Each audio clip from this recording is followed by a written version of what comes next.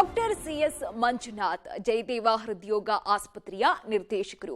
ಇಲ್ಲಿಗೆ ಬರೋ ರೋಗಿಗಳ ಪಾಲಿಗೆ ಧರ್ಮಸ್ಥಳದ ಮಂಜುನಾಥ ಸ್ವಾಮಿ ಹೇಗೆ ದೇವ್ರ ತರ ಕಾಣಿಸ್ತಾ ಇದ್ರು, ಹಾಗೆ ಮಂಜುನಾಥ್ ಕೂಡ ದೇವರಂತೆಯೇ ಕಾಣ್ತಾ ಇದ್ರು. ಸೇವೆ ಮಾನವೀಯತೆಯ ಮೂಲವಾಗಿದ್ದಂತಹ ಡಾಕ್ಟರ್ ಮಂಜುನಾಥ್ ಅವರು ತಮ್ಮ ಸೇವೆಯಿಂದ ನಿವೃತ್ತಿಯಾಗಿದ್ದು, ಇದರ ಪ್ರಯುಕ್ತ ಇವತ್ತು ಆಸ್ಪತ್ರೆ ಸಿಬ್ಬಂದಿ ಬೀಳ್ಕೊಡುಗೆ ಸಮಾರಂಭವನ್ನ ಹಮ್ಮಿಕೊಂಡಿದ್ರು. ಈ ಬಗ್ಗೆ ಒಂದು ಸ್ಟೋರಿ ಬರ್ತಾ ಇದೆ, ನೋಡ್ಕೊಂಡ್ ಬನ್ನಿ. ಡಾಕ್ಟರ್ ಸಿಎಸ್ ಮಂಜುನಾಥ್ ಸೇವಾವಧಿ ಅಂತ್ಯ.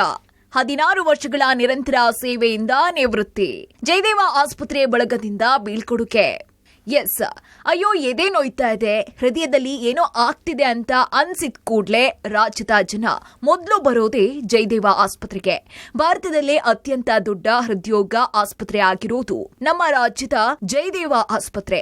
ಇಂತಹ ದೊಡ್ಡ ಆಸ್ಪತ್ರೆಯ ನಿರ್ದೇಶಕರಾಗಿ ಕಾರ್ಯನಿರ್ವಹಿಸೋದು ಸುಲಭದ ಕೆಲಸವಲ್ಲ. ಅದು ನಿರಂತರವಾಗಿ 16 ವರ್ಷಗಳ ಕಾಲ ನಿರ್ದೇಶಕರಾಗಿ ಡ್ಯೂಟಿ ಡಾಕ್ಟರ್ ಕೂಡ ಆಗಿ ಕೆಲಸ ಮಾಡಿದಂತಹ ಡಾಕ್ಟರ್ ಮಂಜುನಾಥ್ ಅವರಿಗೆ ಇವತ್ತು ನಿವೃತ್ತಿಯ ಸಮಯ. ಎಸ್, ಡಾಕ್ಟರ್ ಮಂಜುನಾಥ್ ಅವರಿಗೆ ನಾಳೆ ಜಯದೇವ ಆಸ್ಪತ್ರೆಯ ವೃತ್ತಿಯ ಕೊನೆಯ ದಿನ. ಇವತ್ತು ಜಯದೇವ ಆಸ್ಪತ್ರೆಯ ಸಿಬ್ಬಂದಿಯಿಂದ ಪ್ರೀತಿಯ ನಿರ್ದೇಶಕರಿಗೆ ವಿಶೇಷವಾದಂತಹ ಬೀಳ್ಕೊಡುಗೆ ಕಾರ್ಯಕ್ರಮವನ್ನ ಜಯದೇವ ಆಸ್ಪತ್ರೆಯ ಆವರಣದಲ್ಲಿ ಆಯೋಜನೆ ಮಾಡಿದ್ರು.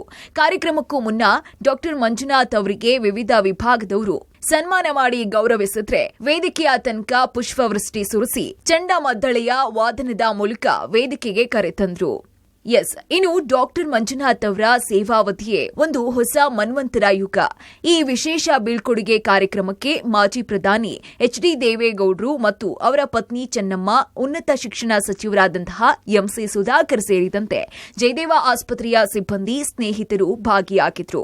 ಇನ್ನು ಡಾಕ್ಟರ್ ಮಂಜುನಾಥ್ ಅವರ ಕುಟುಂಬ ಕೂಡ ಈ ಕಾರ್ಯಕ್ರಮದಲ್ಲಿ ಭಾಗಿಯಾಗಿದ್ರು. ಡಾಕ್ಟರ್ ಮಂಜುನಾಥ್ ಅವರ ಸೇವೆಯ ವಿಶೇಷ ಕ್ಯಾಲೆಂಡರ್ ಬಿಡುಗಡೆ ಮಾಡಿ ಗೌರವ ಸೂಚಿಸಿದ್ರು. ಇನ್ನು ತಮ್ಮ ಸೇವಾವಧಿಯ ಬಗ್ಗೆ ಡಾಕ್ಟರ್ ಮಂಜುನಾಥ್ ಮೆಲುಕು ಹಾಕಿದ್ರು, ಭಾವುಕ ಮಾತುಗಳನ್ನಾಡಿದ್ರು. ಹಣ ಕಡತಕ್ಕಿಂತ ಮೊದಲು ಪ್ರಾಣ ಮುಖ್ಯ ಎಂಬ ಮೂಲ ಮಂತ್ರ ಪಠಿಸಿದ್ರು.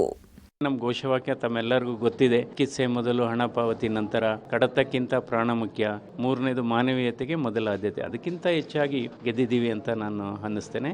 ಇನ್ನು ಕಾರ್ಯಕ್ರಮದಲ್ಲಿ ಭಾಗಿಯಾಗಿದ್ದ ಗಣ್ಯರು ಡಾಕ್ಟರ್ ಮಂಜುನಾಥ್ ಅವರ ಕರ್ತವ್ಯ ನಿಷ್ಠೆಯನ್ನ ಹಾಡಿ ಹೊಗಳಿದ್ರು. ಮಾಜಿ ಪ್ರಧಾನಿ ದೇವೇಗೌಡ ತಮ್ಮ ಅಳಿಯರ ಸಾಧನೆಯನ್ನ ಶ್ಲಾಘಿಸಿದ್ರು.